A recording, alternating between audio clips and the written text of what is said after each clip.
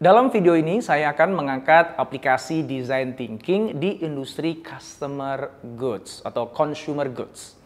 Barang konsumen yang spesifik yang akan saya bahas dalam kasus ini adalah barang yang bisa dibilang semua dari kita pakai setiap hari, yaitu sikat gigi.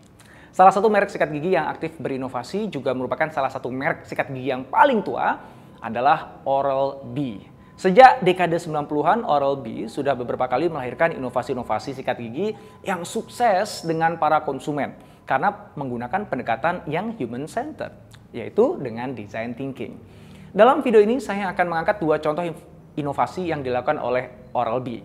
Dan kedua contoh tersebut sama-sama menunjukkan bahwa design thinking bisa membuat proses inovasi lebih simple, tapi di saat yang sama jauh lebih berdampak. Ingin tahu bagaimana Oral-B berinovasi dengan design thinking? Inovasi pertama yang saya akan bahas adalah bagaimana Oral-B membuat desain sikat gigi baru khusus untuk anak-anak. Bila beberapa dari Anda menyadari sebelum akhir dekade 1990-an, sikat gigi anak-anak bentuknya kurang lebih sama dengan sikat gigi orang dewasa yang kurus, hanya saja lebih pendek. Ya. Jadi bagian bawahnya itu nggak gemuk seperti yang biasa kita lihat sekarang. Perubahan desain tersebut terjadi di tahun 1996 ketika banyak orang tua komplain bahwa anak-anaknya sulit sekali diminta menyikat gigi. Oral-B melihat hal ini sebagai peluang untuk mengubah desain sikat gigi anak mereka dan meningkatkan pangsa pasar.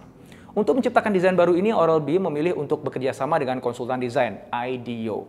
Dan Oral-B cukup kaget ketika mendengar apa yang IDEO minta mereka lakukan, yaitu mengunjungi rumah-rumah keluarga dan mengobservasi bagaimana anak-anaknya menyikat gigi. Tim Oral-B merasa sudah memahami bagaimana anak-anak menyikat gigi. Yakni ya sama aja dengan orang dewasa. Namun IDEO tidak ingin berasumsi.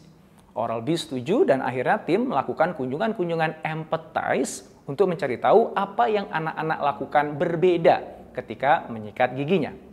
Dari kunjungan tersebut, tim teriyakini bahwa menyikat gigi adalah aktivitas yang tidak enak, sulit, dan melelahkan bagi anak-anak.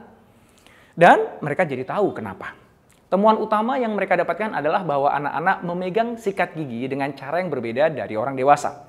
Anak-anak memegang sikat gigi dalam kepalan tangannya, bukan dengan jari-jari seperti orang dewasa. Setelah memahami permasalahannya, tim mencoba membuat desain baru yang nyaman untuk digenggam oleh anak-anak. Solusi yang akhirnya ditemukan adalah The Squish Gripper, atau pegangan yang nyaman diremas. Jadi pegangannya itu dibuat gemuk agar pas untuk digenggam dan diberikan lapisan karet yang halus dan bertekstur agar nyaman dan mudah digenggam.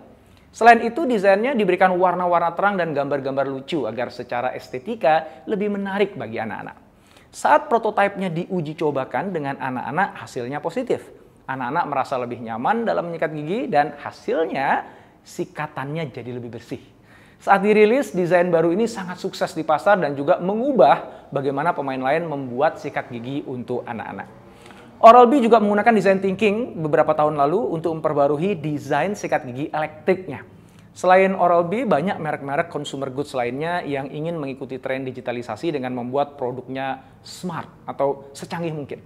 Akibatnya, banyak yang sekedar menambahkan fitur-fitur yang terlihat keren di brosur penjualan, tetapi sebenarnya tidak berarti ketika digunakan dalam keseharian.